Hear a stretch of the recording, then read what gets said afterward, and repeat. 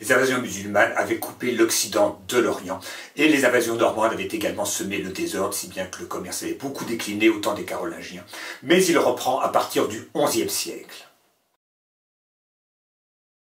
À la suite des invasions arabes, la Méditerranée était devenue un lac musulman. En effet, les Carolingiens n'avaient aucune flotte, ils ne pouvaient donc pas avoir accès à cette mer. Et ils se trouvaient donc coupés du commerce avec l'Orient. D'autre part, les invasions des Normands, des Hongrois et des Slaves avaient semé le désordre à travers l'Empire carolingien. Si bien que les rois de la nouvelle dynastie, celle des Capétiens, n'étaient plus des souverains absolus, comme les empereurs romains, mais ils étaient le sommet de la pyramide féodale. La disparition du grand commerce avait aussi fait disparaître l'usage des monnaies. Et donc le roi était incapable de lever des impôts, comme le faisaient les Mérovingiens autrefois. Mais la fin de ces invasions avait permis la reprise des échanges. Et par conséquent le développement de l'industrie. Alors à l'époque, on ne fait pas le commerce à longue distance de tous les objets de tous les jours, mais de seulement ce qui est rare et précieux. Tous les objets de la vie courante sont fabriqués par les artisans du village ou de la ville où l'on habite. Le forgeron fabrique les outils, le charron fabrique les charrettes, le menuisier fabrique les meubles, le tisserand fabrique les habits de tout le monde, et ainsi de suite. Néanmoins, le développement du commerce entraîne la naissance d'une industrie. Le mieux pour avoir quelque chose à vendre, c'est de le fabriquer. La première industrie, c'est celle de la draperie, qui nécessite des grands équipements et des techniques élaborées. Elle devient à l'époque une industrie à part entière qui s'exerce évidemment dans les villes. C'est parce que la draperie est l'industrie la plus importante que l'un des pôles de l'économie de l'Europe sera la Flandre. Car la Flandre se trouve juste en face de l'Angleterre et elle achète en Angleterre la laine des immenses troupeaux de moutons qui y paissent. Avec cette laine, elle fabrique du drap qu'elle vend le long de la mer Baltique. Et en retour, les marchands rapportent du blé, du poisson salé, du bois, des fourrures, tout cela en provenance de Russie ou des pays baltes. Et ainsi, les villes riveraines de la Baltique prospèrent, et elles deviennent même tellement prospères qu'elles sont capables d'armer leur propre flotte, pour se protéger bien sûr contre les pirates et les brigands, mais aussi contre la convoitise des souverains. Et elles forment pour se défendre une ligue qu'on appelle la Ligue hanséatique, ou la Hanse. Le point de départ de cette Hanse, d'une certaine manière, c'est Londres. De l'autre côté, il y a Bruges, qui va devenir la ville la plus riche d'Europe. Et puis il y a Cologne, ensuite Brême et Hambourg, qui sont devenues des villes libres. Hambourg est toujours une ville libre d'ailleurs.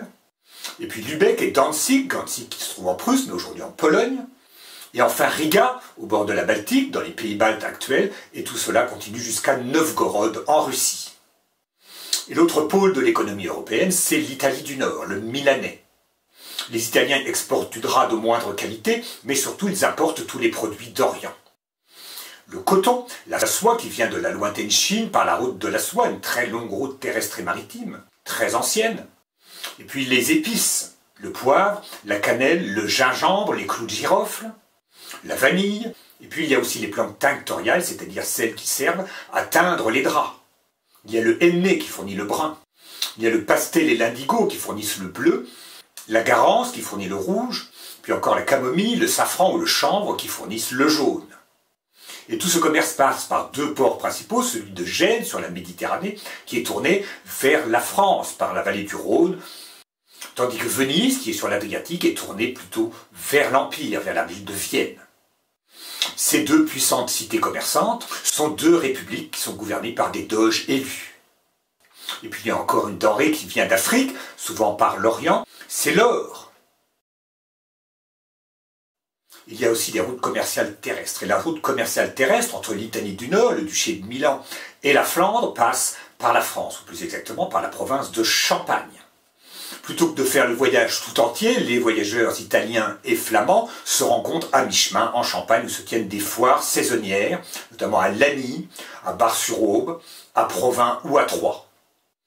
C'est ce qui fait la fortune de cette province qui sera donc convoitée par le roi de France Louis VII, comme vous le savez.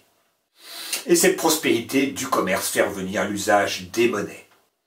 D'autant plus que la reprise du commerce avec l'Orient permet de s'approvisionner en or qui manque en Occident. Il y a d'abord des monnaies d'argent qui reviennent, et puis à partir de Saint-Louis, on recommence à frapper des monnaies d'or.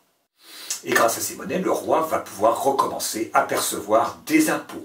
Et avec le produit de ces impôts, il va payer ses propres officiers, les baillis, les sénéchaux, les prévôts, qui sont payés directement par le roi et qui le représentent. D'autre part, la reprise du commerce fait que la terre n'est plus la seule source de richesse. Tout cela entraîne le déclin du pouvoir féodal au profit du pouvoir royal. Le pouvoir royal s'appuie notamment sur les villes qui justement ne tirent pas leur richesse de la terre.